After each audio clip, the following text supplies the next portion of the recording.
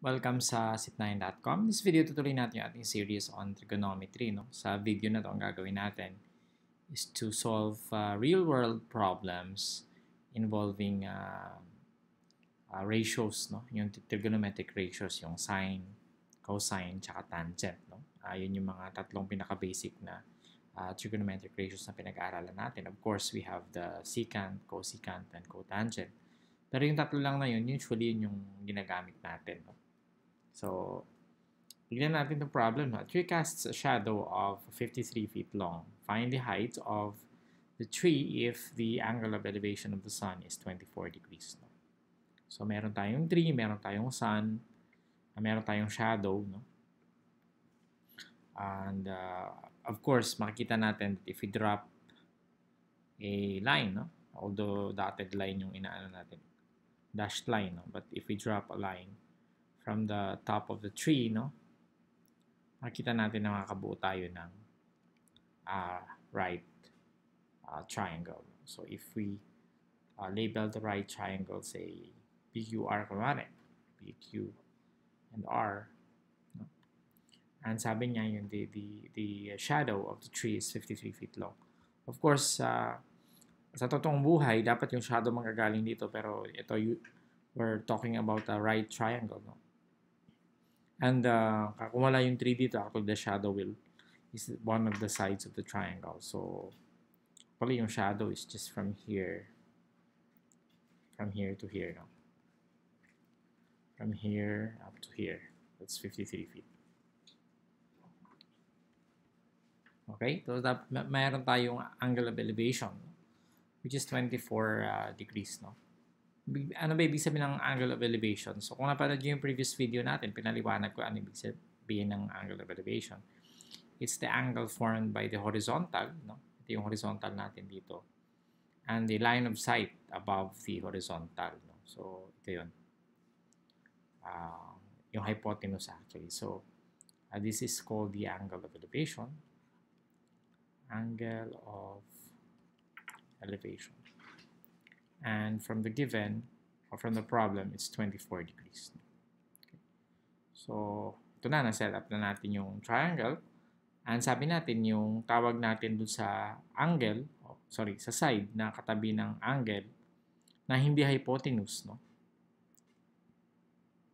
Ang tawag natin doon ay adjacent. So, this is the adjacent side, 53 feet. Tapos, yung pinakamahaba naman na side ng right triangle is called the hypotenuse, no? So, and the opposite of the angle is called the opposite side, no? So, bali ang given natin ay opposite side, no? This is the opposite side yung given natin. And we want to find the adjacent side. Mali. Ito yung adjacent pala. Ito yung opposite. So, ito yung adjacent, the adjacent side. This is the opposite side. So, pag O tsaka A, anong ginagamit natin dun sa tatlo? Sine ba, cosine ba, o tangent? Tangent, pag O tsaka A, di ba? Kasi tangent theta is opposite over the adjacent side. No? So tangent theta is equal to the opposite side over the adjacent side. Diba? Yung sa SOHCAHTOA. TOA yung gagamitin natin kasi opposite yung kukunin natin. Pero may given tayo na adjacent side dun sa angle. So, ibig sabihin tangent, our theta is 24 degrees, is equal to the opposite side, which is QR, over the adjacent side, may given na tayo with 53 feet. No? Okay? So, meaning, if you multiply both sides by 53, no? And change the position, QR will become 53 times tangent 24. Kasi pag multiply ko ng 53, ito makakancel ako. So, QR na lang matitira. And then if I multiply the other side by 53, I'll have 53. I'll have 53 times tangent of 24 degrees. Okay. So, this is equal to, what is tangent of 24 degrees? Check natin. 24, we have tangent 0.445. No? So, 0.445 to, and then we multiply by 53. No? Times 53 So, approximately 23.59. Approximately.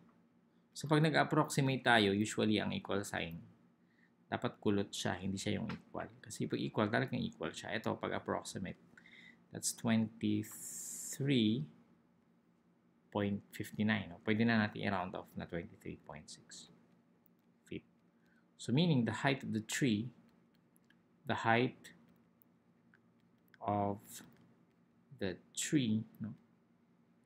is approximately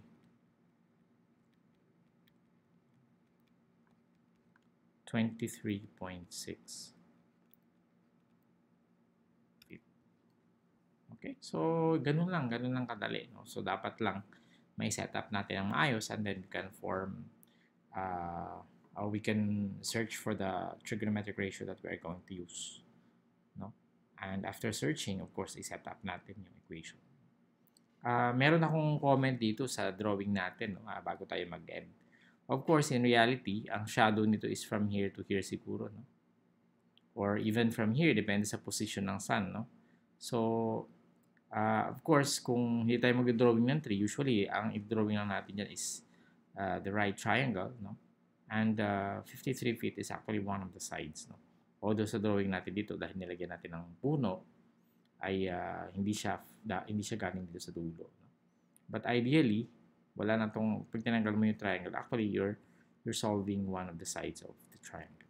So, yun yung sinasabi natin na mathematics is an approximation of reality. No? Hindi talaga natin mahirapan tayong i-solve ng mga real problems na talagang exact. Of course, we have our approximates. Okay, so, but anyway, pag na-set up nyo naman siya ng maayos at na-solve nyo yung mga tamang unknown, ay, of course, magiging tama naman kayo niyan. Basta tama yung pag-round off ninyo. Okay, so, that's it. I hope meron kayo natutunan sa video na to. Gusto ko yung invite sa ating YouTube channel na youtube.com/user/Sipnayan page. Pwede kayo mag-subscribe dito, no? Okay, pwede nyo i-like yung ating Facebook page. Marami tayong mga exercises dyan, no?